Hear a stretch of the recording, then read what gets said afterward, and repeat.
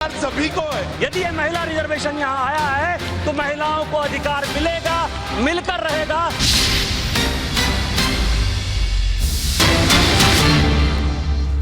और इस वक्त बड़ी खबर आपको बता रहे, लोकसभा में महिला आरक्षण बिल पर चर्चा जारी है। दोनों ही पक्षों की तरफ से वक्ता अपनी बात रख रहे हैं। कांग्रेस ने बिल का समर्थन किया है, लेकिन समाजवादी पार्टी और आम आदमी पार्टी ने विरोध किया है। इस बीच सरकार की तरफ से भी कई मंत्री इस बहस में शामिल हैं और उन्होंने चर्चा में जो क्या खूबियां हैं और इससे क्या लाभ मिलेगा इसका जिक्र किया। चराचर से इस पूरे चराचर के अंदर जो है वो मां प्रकृति, मां भगवती है जो विराजमान होती है, बिना किसी भेदभाव के होती है। लेकिन सभापति महोदय, मुझे बहुत अफसोस है इस बात का कि आज हम उस मंत्र से यहां पहुंच गए हैं जिसमें हम कहते हैं कि उसे हम पर तो देते हैं मगर उड़ने नहीं देते। हमारी बेटी बुलबुल है मगर पिंजरे में रहती है। हम कहां से कहां पहुंच गए सभापति महोदय। मैं ये कहना चाहती हूं सभापति महोदय कि आज जो ये बिल यहां पर प्रस्तुत हुआ है, आज रानी लक्ष्मीबाई, सरोजनी नायडू, अरुणा असफ अली, सुमित्रा महाजन जी, सुषमा स्वराज जी, हमारी सुचेता कृपलानी जी जो कि हरियाणा से ही थी, कल्पना दत्ता जी और हमारी बहुत सी फ्रीडम फाइटर्स जिन्होंने बहुत मेहनत की, आज वो बहुत इस बात को लेकर सुकून महसूस कर रही होंगी कि आज जो है ये बिल 27 सालों के बाद लोकसभा के अंदर जो है वो आया है। सभापति महोदय, एक जिक्र जरूर करना चाहूंगी मातंगिनी हाजरा जी का। 1942 के अंदर जब क्विट इंडिया मूवमेंट आया, उन्होंने 5000 गांव वासियों को एकत्रित किया और जब अंग्रेजों ने देखा कि 5000 जो है वो भारतीय इस तरह से एकत्रित हो गए हैं तो उन्होंने गोलियां चलानी शुरू कर दी। सभापति महोदय, मातंगनी हाजरा जो थी उनके हाथ में तिरंगा था, एक एक करके 3 गोलियां उनको लगी, लेकिन वो जमीन पर गिर गई, उन्होंने तिरंगे को नीचे नहीं गिरने दिया। ऐसी ऐसी हमारी फ्रीडम फाइटर, हमारी जो महिला वीरांगनाएं हैं, उन्होंने इस देश के लिए अपनी कुर्बानी दी है।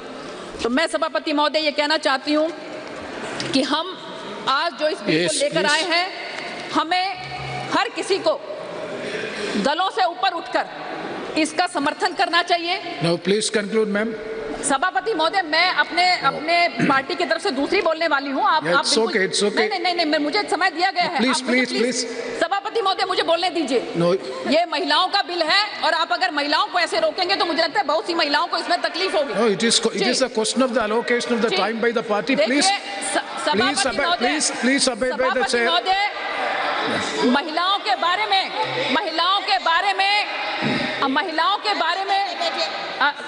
आप इनको प्लीज मुझे समय दीजिए। प्लीज सभापति महोदय, मैं ये कहना चाहती हूँ कि महिलाओं के बारे में सबसे ज्यादा अगर किसी ने चिंता की तो बाबा साहब भीमराव अंबेडकर ने की, ज्योतिबा फुले ने की, सावित्रीबाई फुले ने की। बाबा साहब ने कहा था कि I measure the progress of a nation by degree of progress. तो नारी शक्ति वंदन बिल पर लगातार चर्चा हो रही है। स्टूडियो में हमारे साथ राम कृपाल जी भी जुड़े हुए हैं, उनका रुख कर लेते हैं। राम कृपाल जी, चर्चा बहुत सी हो रही है, बातें बहुत सी। जो दर्शक अभी हमारे साथ जुड़े हैं, आपने तो वो दौर भी देखा है जब 2010 में इसे लाया गया था, तब क्या कुछ हुआ था, कैसे कैसे बयान पर कटी और जाने क्या क्या बयान दिए गए। तो अगर आप टाइमलाइन दर्शकों को समझा पाए तब से लेकर अब तक की। निश्चित रूप से देखिए, ये बहुत पुराना संघर्ष की बात है। महिलाओं ने अपनी आवाज़ उठानी शुरू की और काफ़ी समय से ये चलता रहा।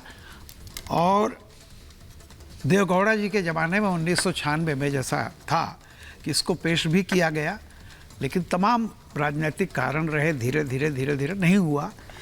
फाइनली ये 2010 में जब इसको सोनिया गांधी जी,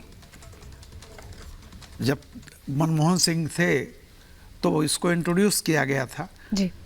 और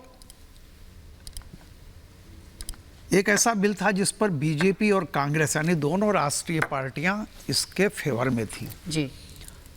राज्यसभा में ये पास भी हुआ और लेकिन दुर्भाग्य से लोकसभा में इसे इंट्रोड्यूस ही नहीं किया गया। उस समय कांग्रेस की सरकार थी, क्योंकि उस समय कांग्रेस की सरकार जो थी वो आरजेडी और समाजवादी पार्टी के समर्थन से चल रही थी। इन दोनों पार्टियों ने उस समय काफ़ी दबाव डाला कि नहीं होना चाहिए। और मुझे लग रहा है कि ठीक है, अब सत्ता ने चली जाए इसके चक्कर में कहीं ना कहीं कांग्रेस ने अपने कदम पीछे खींच लिए। चाहती अगर तो वो लोकसभा में पास हो जाता, सरकार नहीं गिर जाती है एक अलग की बात थी, लेकिन चूंकि दो राष्ट्रीय पार्टियां एक साथ थी तो इसके न पास होने का सवाल ही नहीं उठता। तो चलिए एक दौर हो गया, अब आप सोचिए कि 96 से लेकर 27 साल, अब एक कुल मिलाकर के पार्टी ने इसको, चाहे बीजेपी कही है कोई भी कही है, जो भी आया है सबके सामने, और मोदी ने कहा भी है कि सर्वमत से इसको पास किया जाए, पूरी दुनिया में एक मैसेज जाएगा। कुल मिलाकर राजनीतिक पेचीदगियों में ये अभी तक फंसता चला आया, लेकिन अब अगर इसको लेकर राजनीतिक दल जो हैं वो समर्थन दे भी रहे हैं इफ और बट के साथ, तो क्या ये 2024 के लिहाज से मजबूरियां हैं पार्टियों की? सर एक सवाल इसमें मैं और भी जोड़ दूंगी दीपेश के सवाल में कि जब ये आता है सोनिया गांधी ये रिएक्शन देती है तो अपना है, अपना था तभी करा लेते पास। आप देखिए जरा, मैं यही कह रहा हूं कि बड़ा दिलचस्प मामला है। 18 तारीख के सब सुबह तक तमाम अपोजिशन के लिए एक शब्द आता था, हिडन एजेंडा। दोपहर होते होते शाम 6:30 बजे जब बीजेपी की बैठक शुरू होती है, कहीं से हल्का सा आभास होता है कि हो सकता है कि महिला बिल आए। तब तक जो हिडन था वो हिडन हट करके हमारा हो जाता है। जैसे पत्रकारिता में संपादन करते हैं ना, तो हिडन को हटा करके तब तक हमारा एजेंडा, ये तो मांग हमारी है। तो आप इसे सोच लीजिए, और ये बिल आ करके एक ऐसा फंसा दिया है पूरी भारतीय राजनीति को कि ये बिल कांग्रेस का था, पास करा रही है बीजेपी। समर्थन करें तो कैसे करें, बीजेपी का समर्थन कैसे करें, और अगर विरोध करें तो फिर कैसे करें। तो ये समर्थन और विरोध, ये जो पचड़े में पड़े हुए हैं ना, इसलिए मैंने कहा तो इसीलिए तो कंफ्यूज इसमें ये भी किया सोनिया गांधी 1980 का जिक्र करने लगी, जो पंचायती राज वाला था। देखिए सोनिया गांधी जी ने बहुत अच्छा भाषण दिया, उन्होंने कहा कि ये राजीव गांधी जी की इच्छा थी जी। और उनका था निश्चित तौर पर। देखिए जो क्रेडिट राजीव जी को दी जानी चाहिए उनके मन में था, और इसको उन्होंने गांव से शुरू किया था और संसद तक उसको चाहते थे। बिल्कुल। तो उसके क्रम में किया था। लेकिन 2010 में जिस तरह से कांग्रेस न चाहते हुए भी कांग्रेस को झुकना पड़ा कुछ पीजेंट्री पार्टियों के सामने, आज 2023 में भी सोनिया जी ने खुले दिल से इसका स्वागत किया, लेकिन जाते जाते एक ये भी जताना था कि हम आपके विरोधी हैं जी। तो ये कह दिया, और कहीं न कहीं से एक सम्मान रखने के लिए कि लालू जी नाराज न हो, अखिलेश जी नाराज न हो, वो कह भी गई कि आरक्षण होना चाहिए था। तो आप, ये तो बिल आप ही का है, उसमें तो कोई चेंज नहीं किया गया है। अगर ये आरक्षण होना था तो ग्राम सभाओं में क्यों नहीं आरक्षण होना चाहिए था? क्योंकि देखिए ये जो विमेन पार्टिसिपेशन है, ये तो डाउन द गांव से शुरू होकर के संसद तक पहुंच रहा है ना जी। और राजीव गांधी जी ने ही वो ग्रामीण वो सब दिया था, बिल्कुल। उसमें क्यों नहीं वो भी से दिया गया? बिल्कुल। और पंचायती और राज में आज तो जब ये बात हो रही है, 50% आरक्षण तक पहुंच चुके हैं, लेकिन जो सबसे बड़ी सभा है, जो लोकतंत्र का मंदिर है, जहां से जो पावर सेंटर है, जहां से असली में नियम कायदे बनते हैं, वहां पर क्यों भागीदारी बढ़ी नहीं है, इस पर हम चर्चा करेंगे। लेकिन आज संसद की कार्यवाही की शुरुआत में अर्जुन राम मेघवाल ने महिला बिल को लेकर उठाए जा रहे सवालों का जवाब दिया। तो सोनिया गांधी ने पूछा कि इसके लिए इंतजार कितना करना होगा।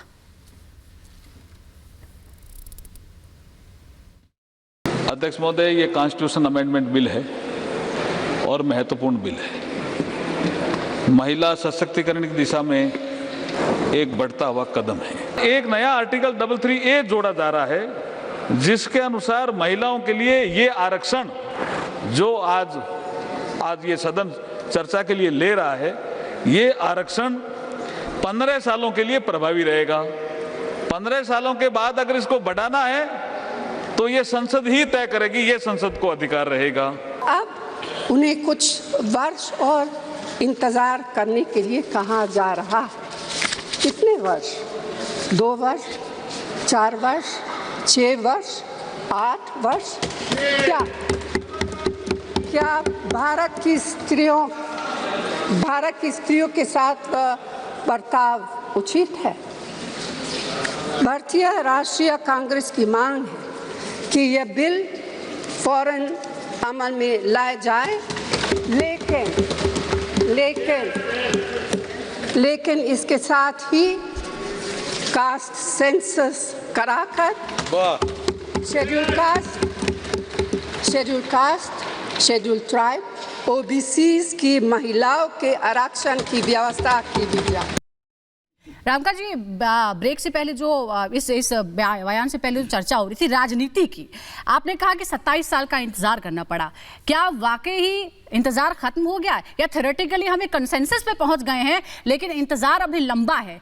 कब सेंसस होगा, कम डिलिमिटेशन होगा? 2026 से पहले डिलिमिटेशन नहीं हो सकता है, तो हमें इंतजार कब तक करना है? 2029 का, 2032 का, 34 का? देखिए, मेरा कहना है कि संसद सर्वोपरि होती है, बिल की बात है, इच्छा शक्ति की बात है, लेकिन एक चीज आप समझिए कि ये 1996 में शुरू हुआ था और 2023 तक जब ये बिल्कुल बट्टे खाते में चला गया था, तब क्यों नहीं ये सब जो आज अचानक लोगों को याद आने लगी है कि ये होना चाहिए, वो होना चाहिए? आप 27 साल से चुप थे, क्यों नहीं इसके लिए प्रयास किया गया? जो ओबीसी भाई होना चाहिए, फलाना होना चाहिए, तो किसी ने नहीं किया। आज जब एक कदम आगे बढ़ने की बात हो रही है, देखिए पूरी दुनिया में कोई भी जीवंत लोकतंत्र लगातार निरंतर आगे बढ़ता है, बदलाव के साथ आगे बढ़ता है। अभी तो देखिए एक शुरुआत है। आप सोचिए कि 72 साल हुए हैं संविधान लागू हुए, 72 या 73 जी, सन 50 से लेकर के अगर आप जोड़ लें तो शायद यही हुआ। 128 बदलाव आपने उस संविधान में किए हैं। ये तो संविधान का एक छोटा सा हिस्सा होगा ना। जिस संविधान के तहत आपको ये शक्ति मिली हुई है, उस खुद के संविधान में भारत की जनता ने 128 संविधान संशोधन, ये 128वां है। तो सोचिए, आप कर दीजिएगा, जितने पावर देना हो, जितने आरक्षण देने हो दीजिए, लेकिन एक चीज जो कम से कम रद्दी की टोकरी से निकाल करके उसे संविधान का हिस्सा बनाया जा रहा है, इसका तो स्वागत करने दीजिए ना। फिर एक सवाल ये भी होता है ना कि एक तरफ आप श्रेय लेने की कोशिश कर रहे हैं, आपने ऑल पार्टी मीटिंग में इस बात का जिक्र कर लिया कि महिला आरक्षण लागू कर दीजिए इसी सत्र में, दूसरी तरफ अब आप उसमें इफ और नो और बट लगा रखे हैं कि ये ऐसा होगा, इतना इंतजार करना पड़ेगा, तो ये भी तो एक विरोधाभास की राजनीति है। मैं देखिए दो चीज कह रहा हूँ जी जी। एक चीज ऐसा है नहीं है कि आप बीजेपी के हाथ में है कि चल चाहे कल कर दे। वही देखिए, कुछ कानूनन कुछ पेचीदगियां होती हैं। सुप्रीम कोर्ट की एक गाइडलाइन है, ठीक है, कि 50% से ज्यादा रिजर्वेशन नहीं हो सकता। हाँ। बहुत सारी चीजें हैं, आप ये भी ध्यान में रखते हुए फिर भी मैं कह रहा हूँ, मैंने अभी कहा था कि संसद है, आप कानून को छोड़ दीजिए। चलिए, चूंकि इलेक्शन एक ऐसी चीज होती है, टिकट पार्टियां देती हैं। हाँ। आप लोग आपस में तय कर लीजिए, सारी पार्टियां मिलकर के, कि हम इसमें से 1/3 सीटों को 2024 में ही जरा इसी से जुड़ी के लिए हम इसी से जुड़ी जानकारी की कमी हो जाएगी। बिल्कुल, इसी से जुड़ी जानकारी हम दीपेश दर्शकों को बता दें पहले कि नारी वंदन बिल की कॉपी को लेकर किस तरह से विवाद बढ़ता जा रहा है। कांग्रेस का आरोप है कि सरकार ने बहुत ही चालाकी से संविधान में बदलाव कर दिया है, तो कांग्रेस के साथी जो है सपा और टीएमसी भी इसे लेकर सवाल उठा रहे हैं। वहीं कानून मंत्री ने इसे महज सियासत बताया। इसी से जुड़ी रिपोर्ट दिखाते हैं, फिर चर्चा को आगे बढ़ाएंगे।